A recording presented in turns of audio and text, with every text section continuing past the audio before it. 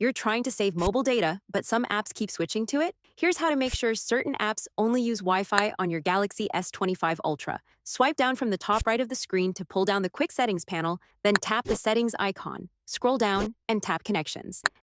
Next, tap data usage, then select allowed networks for apps. You'll see a list of apps installed on your phone. Find and tap the app you want to restrict to Wi-Fi, like YouTube, for example. Once inside the app's network preference, tap Wi-Fi only. This ensures the app will never use your mobile data and will only work when connected to a Wi-Fi network. Other options include mobile data or Wi-Fi. This lets the app use whichever connection is available. It's flexible but may consume mobile data when Wi-Fi is not in range. Mobile data preferred, the app will prioritize using your mobile data even when Wi-Fi is connected. Useful if your Wi-Fi is slow or unreliable. Setting apps to Wi-Fi only helps you conserve mobile data, especially for high-usage apps like video streaming or cloud backups, while keeping you connected when on trusted networks. We hope this guide helps you out. Please share the love by liking the video and subscribing to my channel. Thanks for watching.